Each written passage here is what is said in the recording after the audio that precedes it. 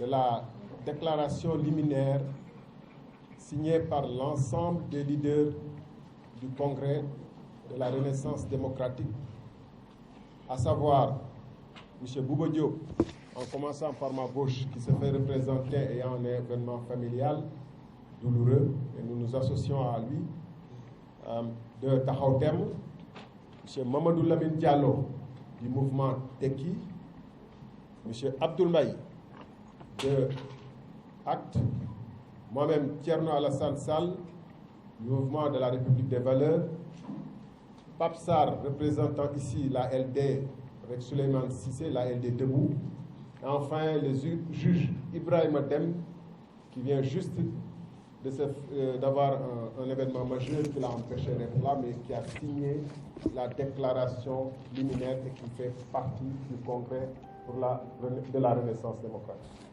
Déclaration liminaire. Genèse et évolution d'un scandale d'État.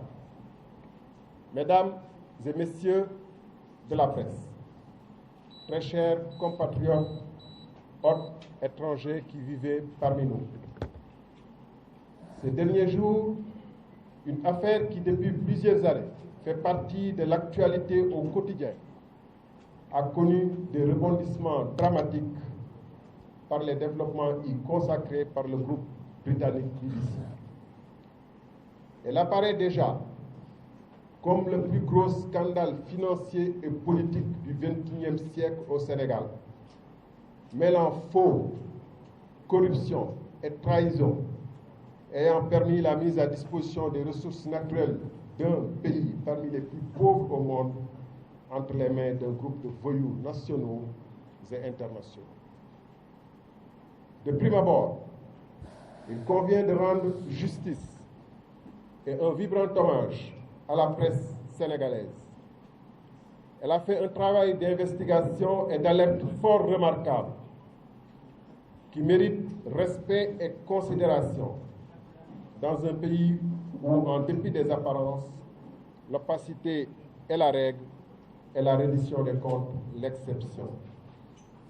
D'ailleurs, la plupart des faits que nous rappellerons à votre attention a été rendu public par la presse écrite, audiovisuelle et en ligne. De larges extraits du fameux rapport étouffé, notez bien, rapport étouffé de l'Inspection générale d'État, IGE, de 2012, relatif à l'enquête sur le dossier Petro-Tim Timis, en mai 2000, sont disponibles en ligne depuis mai 2017 à travers des vidéos et des articles de la presse. Et comment ne pas relever à ce sujet les vidéos fort instructives délivrées par notre compatriote Baba Aïdara.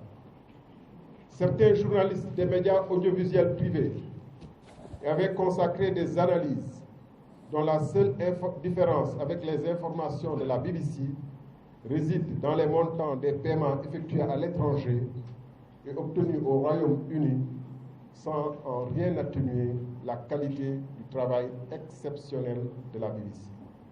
Mesdames et messieurs, nous allons procéder à un rappel des faits connus et vérifiables pour que désormais nul n'en ignore et pour que chacun, en ce qui le concerne, puisse en tirer les conséquences qui s'imposeront. Au demeurant, et dans la mesure où le rapport du l'IGE qui circule sur Internet a été déclaré par le ministre de la Justice comme n'étant pas encore parvenu au président de la République, SIC. Dans la suite de la présente déclaration, il y sera fait référence sous la désignation suivante, le rapport étouffé de 2012. L'important reste que les faits décrits qu'il contient ont un caractère véridique et prouvé. Noterons donc en premier fait, en mars 2012, entre les deux tours de l'élection présidentielle, le gouvernement du président Abdoulaye Wade signe avec la société Petro-Tim Limited 2 contrats de recherche et de partage de production, CRPP, portant sur les blocs de Saint-Louis offshore profond et Kayar Offshore Profond. Deuxième fait, ces contrats sont signés par le directeur général de Petrosen et le mandataire de Petrotim, le ministre d'État Karim Wade, ministre de la Coopération internationale, des Transports aériens, des Infrastructures et de l'Énergie, le président Abdoulaye Wade en approbation, qui a signé également. Troisième fait, les 2 décrets d'approbation de ces contrats sont signés mais non numérotés, ce qui les rend de nul effet et suspend ainsi l'entrée en vigueur des 2 contrats CRPP. L'omission de cette numérotation ainsi que la fuite des informations sur cette opération double qui parviennent au candidat Macky Sall concerne certainement de fonctionnaires patriotes s'opposant à ces coups fourrés de fin de règne. Quatrièmement, or, au moment où ces 2 blocs étaient ainsi illicitement attribués à Petrotim, la société Tullow Oil était en négociation avancée avec le ministère en charge des hydrocarbures, négociation officielle et documentée conformément aux dispositions de la loi 98/05 portant code pétrolier et son décret d'application. Par contre, l'attribution à Petrotim violait toutes les dispositions pertinentes des 2 textes cités précédemment, à savoir, d'une part, Petrotim a été créé le 19 janvier 2012, tandis que PetroAsia, qui est supposé être la maison mère, l'a été le 6 mars 2012. Petrotim ainsi que sa supposée maison mère, PetroAsia, ont été créés ad hoc pour les besoins des contrats et n'avaient ni directement, ni à travers aucun autre mécanisme pertinent les capacités techniques et financières requises par la loi et la réglementation sénégalaise en vigueur. D'autre part, l'avis conforme du ministre en charge des Finances n'a pas été requis conformément à la procédure. En outre, la commission d'évaluation de Petrosen n'avait pas été saisie pour statuer sur un dossier qui, au demeurant, n'existait pas.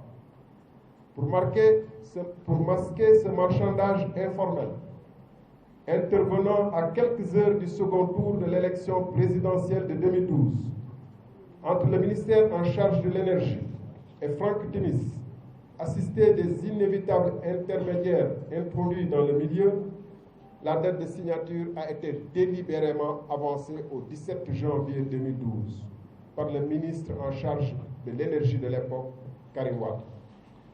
Un crime n'étant jamais parfait, cette date est de 2 jours antérieure à celle de création de la société Petrotim le 19 janvier 2012. En raison de sa réputation internationale plus que sulfureuse, Franck Timis n'aurait jamais dû contracter avec le Sénégal au regard des textes régissant le secteur. Petrotim était une coquille vide dont les promoteurs n'étaient animés que par l'appât du gain, par la spéculation consistant à revendre leurs droits au moment propice, n'ayant ni les compétences techniques, ni les capacités financières, encore moins une expérience avérée dans le secteur des hydrocarbures. 5e fait, le candidat Macky Sall, alerté de ces transactions sordides, ainsi que d'autres qui s'opéraient entre les 2 tours de l'élection présidentielle, s'était solennellement engagé à les annuler une fois au pouvoir. 6e fait. Aussi, dès le 30 mai 2012, le directeur de cabinet du président nouvellement installé a signé l'ordre de mission numéro 35 PR CAP IGE chargeant 2 inspecteurs généraux d'État d'une enquête auprès de la Société des pétroles du Sénégal, Petrosen, avec un dossier de base comprenant entre autres une lettre du 2 mai 2012 signée par Mme Awandongo, représentante de Tullow Oil Limited. Septièmement, l'empressement du président Macky Sall à faire la lumière sur les conditions d'établissement de ces contrats était aussi motivé par les soupçons d'implication de Karim Wade dans ce dossier et le désir de constituer le maximum de charges contre lui. Huitième fait, le 19 janvier 2012, contre toute attente, Aly Ngouille Ndiaye, ministre de l'Énergie et des Mines, présente au Conseil des ministres 2 projets de décret accompagnés de pièces justificatives a priori revêtues d'informations pertinentes visant à approuver les contrats tels que signés par le régime précédent du président Abdoulaye Wade. Neuvièmement, le Conseil des ministres, n'ayant pas soulevé des objections sur les décrets numéro 2012-596 et 2012-597, plutôt, n'ayant pas signé d'objection, les décrets numéro 2012-596 et 2012-597 sont signés. Petro-Tim s'est engagé pour des dépenses d'exploration de 24 milliards de dollars, notez bien, sur chaque bloc, soit 40 milliards au total.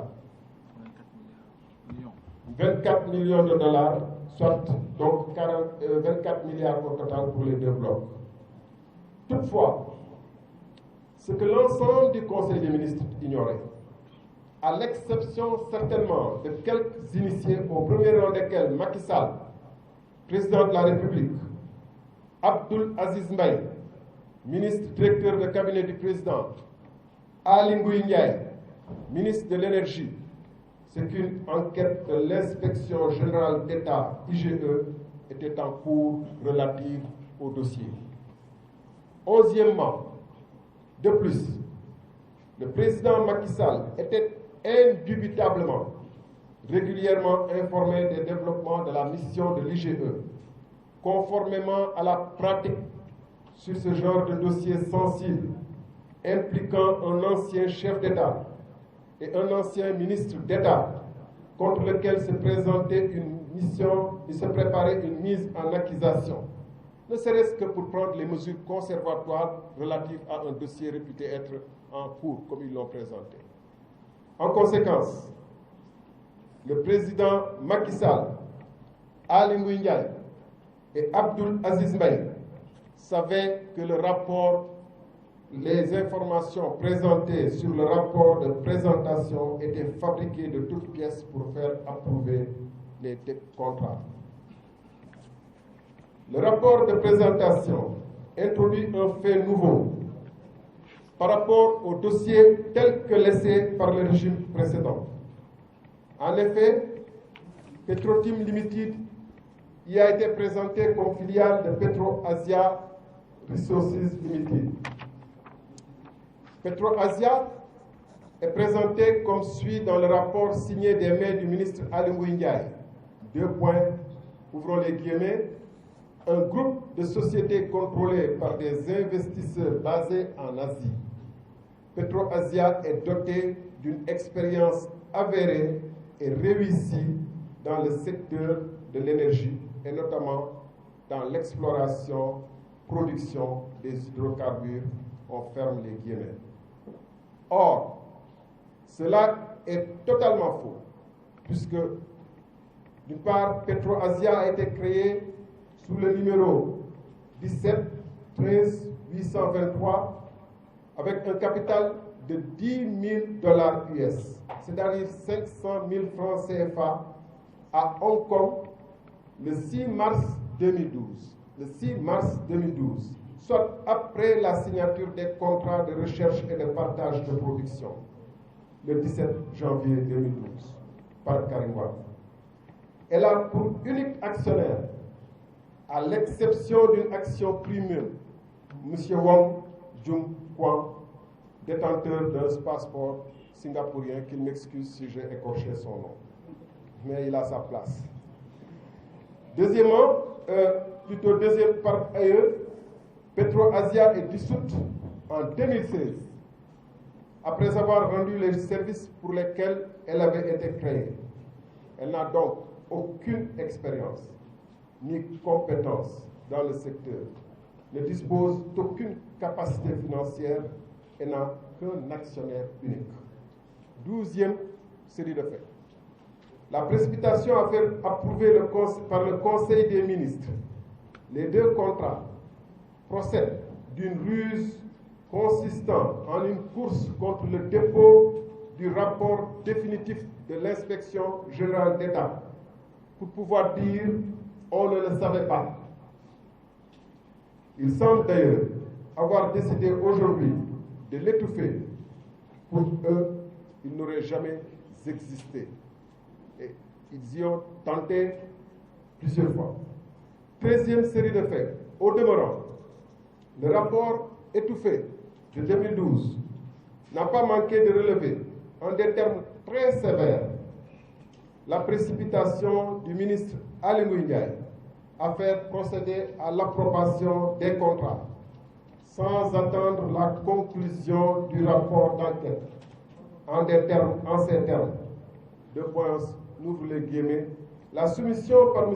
Aly Ngouille Ndiaye de la même convention accompagnée d'un projet de décret est surprenante, improductive et risquée. Je cite toujours le rapport étouffé.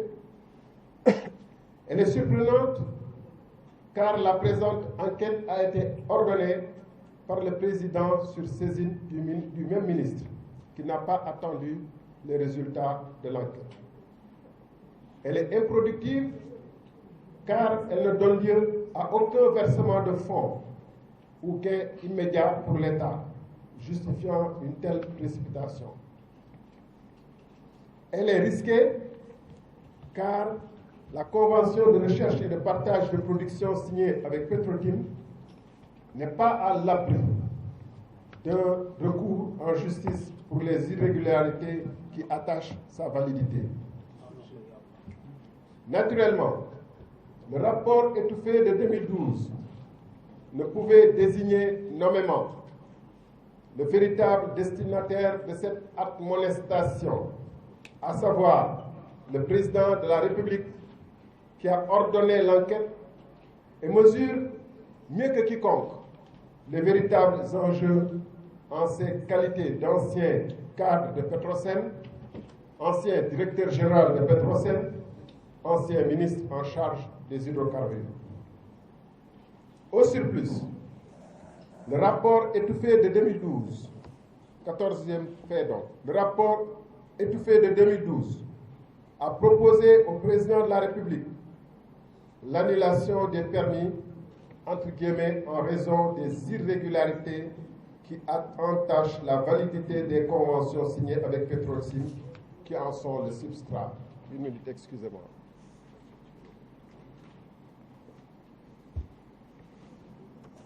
Donc, 14e série, au surplus, le rapport étouffé de 2012 a proposé au président de la République l'annulation des permis, on cite, en raison des irrégularités qui entachent la validité des contrats, des conventions signées avec Petrotim, qui en sont le substrat. 15e série de faits, le président de la République, Macky Sall, a totalement ignoré les conclusions du rapport étouffé de 2012 et n'a rien entrepris pour annuler les permis. Ce fait est extrêmement grave et sérieux parce qu'il démontre que le président de la République, mis au courant officiellement de ce que les décrets qu'il avait signés portaient un préjudice lourd aux intérêts stratégiques du Sénégal, a choisi de ne pas agir. C'est bien une preuve de plus, s'il en fallait, que les décrets proposés à sa signature par Aly Ngouille Ndiaye l'ont été en pleine connaissance de cause en ce qui concerne le président de la République. 16e série de faits. Preuve supplémentaire. Le 23 août 2013, pratiquement un an après avoir pris connaissance du rapport étouffé, le président de la République signe 2 décrets prolongeant la période initiale de recherche pour les blocs Saint-Louis offshore et Kayar offshore profond. Ce sont respectivement les décrets 2013-1154 et 2013-1155. Cet acte posé par le président Macky Sall est également extrêmement grave et sérieux, car, en dépit du rapport étouffé de 2012 reçu un an auparavant, il signe et persiste à maintenir la société Petrotim dans les blocs Saint-Louis offshore profond et Kayar offshore profond. En outre, la prolongation de la période initiale, qui n'avait pas encore pris fin, et sans que Timis n'ait réalisé les obligations afférentes à la dite période, est inexplicable et apparaît comme une transgression de plus au profit exclusif de Timis. Ce que c'est parfaitement l'ancien DG de Petrosen, devenu président de la République. Il apparaît clairement à ce niveau que le président de la République viole avec une intention flagrante et répétée la loi qu'il a juré d'observer et de faire observer. À ce point de notre développement, ces conclusions flagrantes, massives et graves ne manquent pas de se dégager. Mais il reste encore pire, confirmant que cette affaire est d'abord et avant tout une affaire Macky Sall. 13e série de faits. Le 3 juillet 2014, un arrêté du ministre en charge de l'énergie, Maïmouna Ndoye Seck, approuve le transfert par Petrotim Limited à Timis Corporation Limited de tous ces droits dans les contrats de Saint-Louis offshore et Kayar offshore. Ce transfert ouvre la voie à la vente par Timis Corporation de 60% des dits droits à Cosmos Energy le mois suivant, en août 2014. À cette date, Petrotim n'avait engagé aucune des obligations sérieuses qui lui revenaient en vertu des contrats. 18e membre.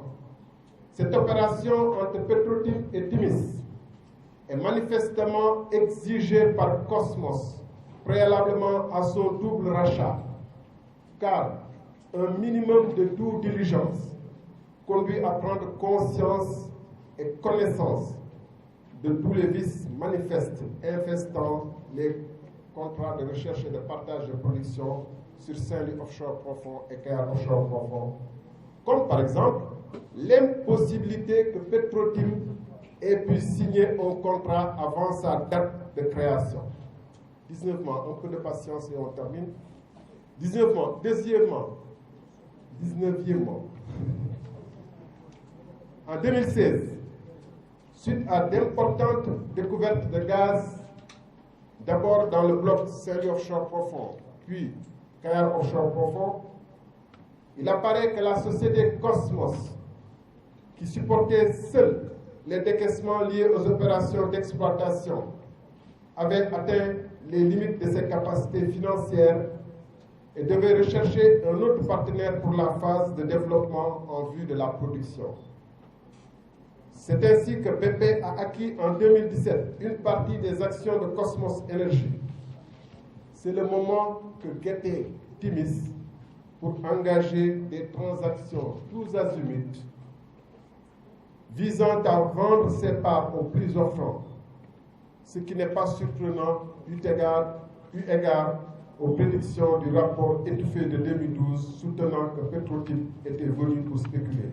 Prévision fondée sur la foi d'avis d'experts. Vers la fin de l'année 20e, vers la fin de l'année 2016, constatant la défaillance totale de Timis Corporation, dès lors que cette société ne participait à aucune des réunions techniques relatives aux travaux d'exploitation en cours pour apporter sa contre-expertise et ses analyses à l'effet de corroborer ou d'infirmer les informations notamment celles cruciales relatives aux réserves de gaz et aux propositions techniques de développement envisagées par Cosmos Energy. Que donc Timis aussi, d'autre part, n'a pas pu honorer ses engagements financiers relatifs à la poursuite des travaux d'exploration et de forage, une fois épuisés les montants correspondant aux 60% cédés à Cosmos. Aussi, Timis Corp s'est retrouvé devoir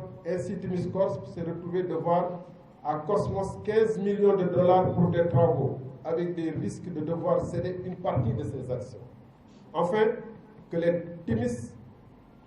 pour Timis, les dépenses totales décaissées directement en avril 2017 se chiffraient à 4 millions de dollars, dont la nature exacte restait à définir, pour s'assurer que ces dépenses pouvaient être retenues comme coûts liés aux opérations.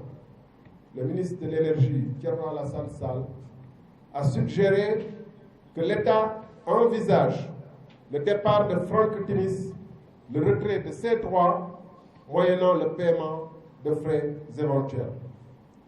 21e. N'ayant pas été soutenu dans sa proposition, Thierno Alassane Sall s'est en conséquence opposé à la transaction entre Timis Corporation et BP, à lui soumise au mois d'avril 2017, et qui comportait les éléments suivants. Paiement de 250 millions de dollars US, 137 milliards de francs CFA, une semaine après l'approbation par le ministre. Paiement de 25 millions de dollars US supplémentaires par puits en cas de découverte supplémentaire d'hydrocarbures lors des opérations de forage envisagées sur les deux blocs de Saint-Louis offshore profond et de Kayar offshore profond, à concurrence de 2 puits maximum. Enfin, paiement durant la durée de vie du projet de redevances ou royalties selon un pourcentage non explicité dans l'accord soumis à l'approbation du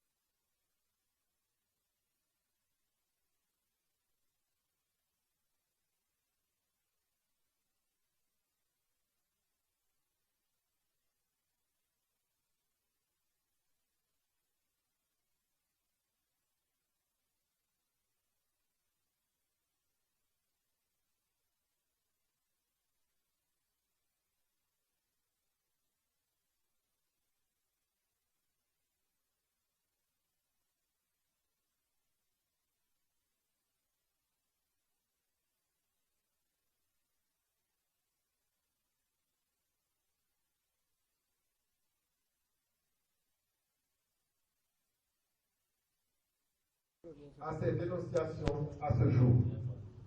Troisièmement, Abdoul Mbaye en a informé le président de la République par lettre ouverte, afin que nul n'en ignore, lui demandant par ce même courrier de faire engager des enquêtes administratives et judiciaires conférées lettre numéro 10/SPPDT du 15 août 2016, également lettre numéro 11/ACT/SP/PDT du 19 octobre 2016. Lettre du 26 avril 2016. Abdoul Mbaye a fourni des éléments constitutifs du faux et a offert son concours pour la recherche de la vérité.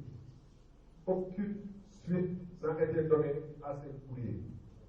Le président de la République, Macky Sall, gardien de la Constitution, ayant en charge la sauvegarde et la protection des intérêts de la nation sénégalaise, et celle de veiller à l'application de la loi, est resté dans un silence injustifiable pendant près de 3 ans. 24e. D'autre part, Abdoul Mbaye a livré les mêmes informations au procureur de la République, Serigne Bassirou Gueye, sollicitant l'ouverture d'une enquête par courrier numéro 11/13 2018 du 13 février 2018 également rendu public. 25e, le procureur de la République, à son tour informé, n'a à ce jour osé donner suite au courrier demandant la recherche de la vérité par l'ouverture d'une enquête. Ce dossier, déjà très épais, serait incomplet sans mentionner le rôle d'Aliou Sall, frère de Macky Sall. 26e, Aliou Sall dispose de pouvoirs conférés par la société Petrotim Limited et certifiés par le consul général de Singapour le 23 mai 2012. Donc, avant la signature des décrets le 19 juin 2012 par le président de la République, Macky Sall. Franck Timis a révélé, dans une interview au quotidien sénégalais LAS, numéro 3300 du 7 octobre 2016, 2.11, Aliou Sall est un employé. Il avait un contrat avec Petroasia. Il devient employé de Timis Corporation. Aliou Sall a un salaire qu'il reçoit mensuellement comme tout travailleur. On ferme les guillemets, fin de citation. Et Aliou Sall crée la société Petrotim Sénégal SAU, capital 10 millions de francs CFA, le 4 juillet 2012 et en est l'administrateur général. 27e, l'enquête de la BBC révèle des paiements de 250 000 $ US remis à sa société Agritrans, dirigée par son homme Ablaye Timo, et dont le siège social est la propre maison de Aliou Sall, située Sicap Foire numéro 10753. Selon cette enquête de la BBC, c'est le contrat d'Aliou Sall. Le contrat d'Aliou Sall était du type obligation de résultat, c'est-à-dire qu'il ne recevrait l'essentiel de sa rémunération qu'une fois les décrets approuvés par son frère le président. 28e. Aliou Sall a donc été très utile au spéculateur Franck Timis pour l'approbation par l'État du Sénégal des CRPP signés sous Abdoulaye Wade, mais non encore entrés en vigueur faute de décret à la place des vrais opérateurs, choisissant même de les écarter, Tullow Oil par exemple. 29e, Aliou Sall a aidé des entreprises étrangères à obtenir des permis pétroliers et gaziers au Sénégal, ainsi que leur renouvellement en violation de la loi contre rémunération mensuelle et prime de résultats. 30. Macky Sall, président de la République du Sénégal, prenant les décisions par décret au profit de sociétés d'une nébuleuse au service duquel son frère se mettait, n'a pas pu ignorer l'implication de ce dernier dans ces deals pendant que la loi sénégalaise était violée. L'implication d'Aliou Sall, frère du président de la République, est constitutive de conflits d'intérêts patents. Macky Sall l'a d'ailleurs reconnu au cours d'une interview à l'hebdomadaire Jeune Afrique, voire JA, le 28 septembre 2016, entretien avec Marwan Ben Yahmed. Mesdames, Messieurs, par sa formation et ses premières expériences professionnelles chez Petrosen, le président de la République ne pouvait non plus ignorer l'importance des pertes que subissait la nation sénégalaise. Choisissant un spéculateur plutôt qu'un opérateur professionnel ayant des états de service dans notre bassin ou ayant fait des découvertes sur la façade maritime de l'Afrique de l'Ouest. En définitive, cette transaction entre Franck Timis et BP a été validée par les deux plus hautes autorités de l'exécutif, Macky Sall et Mahammed Boun Abdallah Dionne. Elle sera approuvée en mai 2017 par le ministre de l'Énergie, Mahammed Boun Abdallah Dionne, installé dans ses fonctions pour la cause. C'est cette approbation qui a rendu possible le paiement des 137 milliards de francs CFA ou 250 millions de dollars depuis mai 2017. Ce paiement de BP à Timis est la contrepartie d'un échange de 30% de droits illégalement acquis de Franck Timis sur les blocs Saint-Louis offshore profond et Cayar offshore profond, transaction qui en aucune façon ne saurait être liée aux investissements dans des opérations pétrolières très clairement définies dans les contrats de recherche et de partage de production. Pourtant, cette transaction a été jusqu'ici tenue secrète par le gouvernement du Sénégal et les taxes que le Trésor devrait collecter n'ont jamais été mentionnées dans la loi des finances comme telle. Mesdames et messieurs, au terme de cet exhaustif rappel des faits, il apparaît très clairement que le président Macky Sall, dans l'exercice de ses fonctions, a intentionnellement violé de manière répétée le Code pétrolier du Sénégal ainsi que son décret d'approbation en signant en 2012 puis en 2013 des décrets qui approuvaient des contrats qu'il savait sciemment établis dans des conditions frauduleuses. Le président Macky Sall a, en particulier, ignoré la réclamation déposée par Tullow Oil comme si elle n'a jamais existé, tout comme le rapport étouffé de 2012, pourtant établi par les services de la présidence de la République, l'inspection générale d'État. De la sorte, le président Macky Sall a incontestablement permis au sulfureux Franck Timis, un spéculateur connu et reconnu comme tel par les services de l'État, notamment par le rapport étouffé de 2012, de s'enrichir outrancièrement aux dépens de la nation sénégalaise. Le président Macky Sall a permis à son frère, M. Aliou Sall, qui ne dispose d'aucune compétence particulière ou motivée, de s'enrichir à coups de milliards sans service rendu à la nation. Malgré les alertes et saisines maintes fois réitérées, tant par l'ancien Premier ministre Abdoul Mbaye que par l'ancien ministre Thierno Alassane Sall, ainsi que par d'autres nombreux lanceurs d'alerte sénégalais, le président Macky Sall a persisté à soutenir le groupe Franck Timis et en aucun moment n'a posé le moindre acte pour la sauvegarde des intérêts du Sénégal, bien au contraire.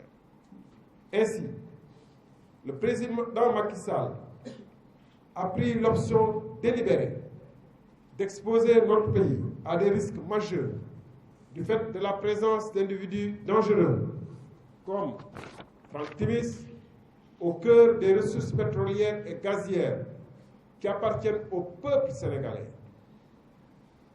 Des incompréhensions, des frictions et de possibles conflits avec des sociétés globales et puissantes comme BP, car en définitive, l'ensemble des acquisitions de ces sociétés sont assises sur du faux établi en toute connaissance de cause du président de la République. Incontestablement, le président Macky Sall a intentionnellement refusé de donner la suite appropriée à des informations pourtant fiables, constantes, sur l'établissement de faux dans l'octroi de permis délivré par un ancien Premier ministre, Abdoul Mbaye. Des informations délivrées par l'ancien Premier ministre Abdoul Mbaye, choisissant de laisser se dénouer, après ces saisines, des transactions financières au détriment du Sénégal. Les faits ci-dessus exposés font ressortir de fortes présomptions d'association de malfaiteurs, d'auteurs et de complices de faux en vue d'une entreprise ayant abouti à la spoliation d'intérêts du Sénégal, permettant l'enrichissement gratuit de personnes dont son propre frère Aliou Sall. Mesdames, Messieurs, le Congrès de la Renaissance démocratique estime qu'il y a là matière à ouvrir une enquête pour haute trahison, impliquant Macky Sall, ainsi que l'ensemble des ministres, fonctionnaires et responsables des sociétés publiques qui ont pu contribuer à la commission de tels actes, en particulier Aly Ngouille Ndiaye et Mahammed Boun Abdallah Dionne. Tous les témoins de cette affaire relative aux attributions d'autres permis à Franck Timis, à Ovidiu Tender et aux autres bénéficiaires devront être entendus dans le cadre de ces enquêtes, y compris anciens premiers ministres, anciens ministres.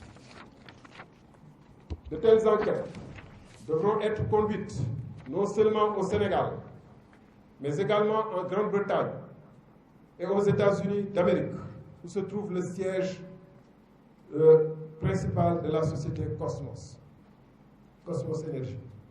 Ici, au Sénégal, le Congrès de la Renaissance démocratique prendra les initiatives appropriées s'agissant des mises en cause qui, de par leur fonction, relèvent de la Haute Cour de justice pour l'ouverture d'une enquête parlementaire.